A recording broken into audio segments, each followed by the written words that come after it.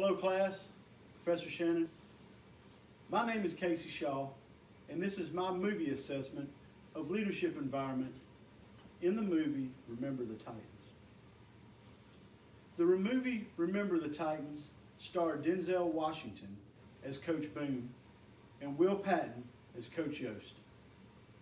The movie was entertaining, inspiring, and motivating, all in the same breath.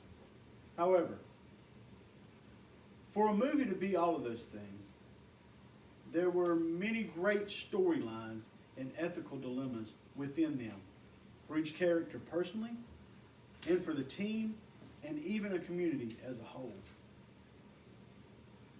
The next few minutes, I will discuss Coach Yost and his characteristics as a head football coach at a high school in 1971 that was segregated all white. We will identify Coach Yost's leadership style and how that style affected his ability to negotiate the dilemmas he would face during the school's first football season as an integrated school. Second, we will discuss Coach Boone and his leadership style as a football coach. Coach Boone's character offers great insight into his hardships and adversity as an African American head football coach at a previously all-white school. Finally, we'll unpack the organizational cultural concerns highlighted in the movie and how Coach Yost and Coach Boone and their leadership skills affected the team and a community as a whole. In Remember the Titans, Coach Yost displayed several positive leadership traits. Coach Yost possessed transparency and was a good communicator. He appeared to be in touch with his players, and while tough, he paid attention to their reactions physically and emotionally. Coach Yost had an empathy for the players and displayed great patience throughout the movie. While the movie intended for us to see Coach Yost's initial dislike for the team and the school's situation, Coach Yost's character displayed integrity for doing the right thing. Coach Yost commonly used the situational approach of leadership throughout the movie. The situational approach to leadership requires the leader to adapt his or her style of leadership and the approach to the skill level, readiness, and motivation of the follower. Coach Yost treated all of the players the same, but used different approach with the players to motivate them to get the best out of each one of them. This evidence of situational leadership approach was displayed in the scene where Coach Boone benched Petey. Coach Yost was aware of Petey's talent and skill level, but was aware that Petey would need direction to play the new position. On the other hand, Coach Yost delegated Bertier, who was the captain of the defense and was highly motivated and well skilled. In my opinion, Coach Yost displayed his best leadership quality as a follower. Coach Yost was forced to follow under Coach Boone if he wanted to coach the Titan football team. So as a leader, he had to become a great follower. Coach Yost had to be an example to the team and to the community, and be that example by trusting and following a man who was just named the head coach, vacating Yost from that job. Let's talk about Coach Boone. Coach Boone displayed several classic leadership qualities in his character. First of all, Coach Boone was efficient at self-management, and he showed the confidence needed to make tough decisions. Coach Boone was a motivator who leads as an authoritative figure, but one who balances power and influence well. Coach Boone was inspirational to both his assistant coaches and his players. But most importantly, Coach Boone led with a vision.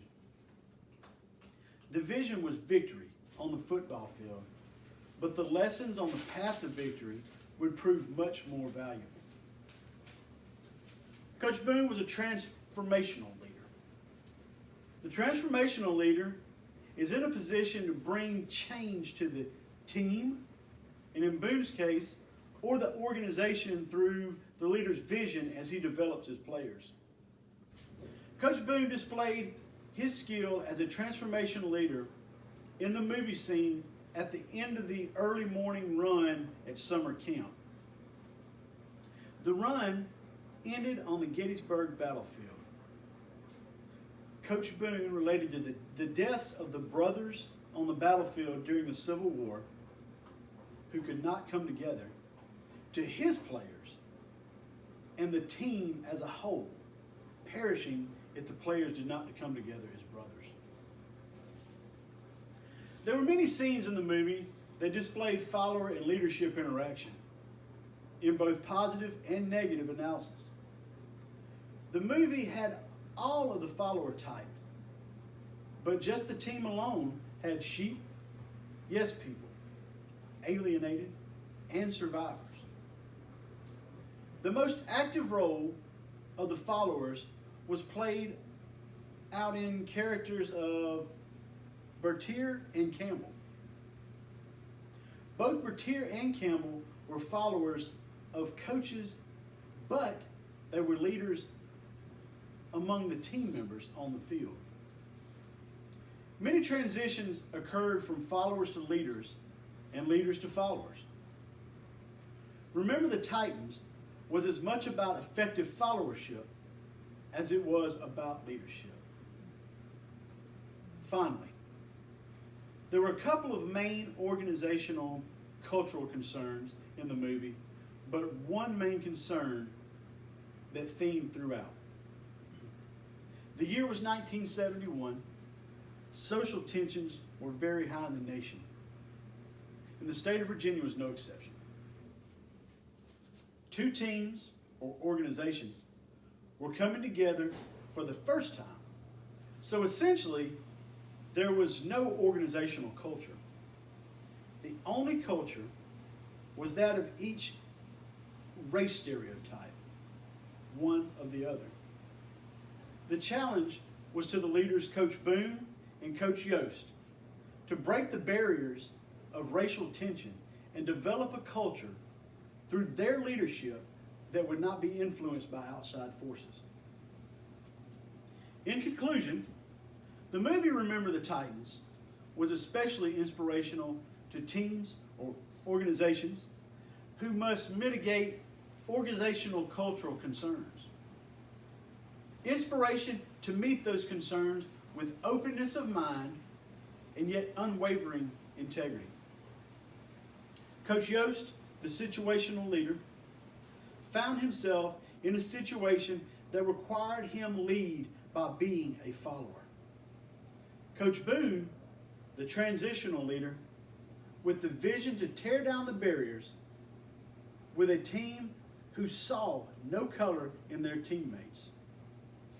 Both of these leaders tear down their own walls, challenge the stereotypes, and create an organizational culture within a high school football team that would be a model for decades to come. Thank you.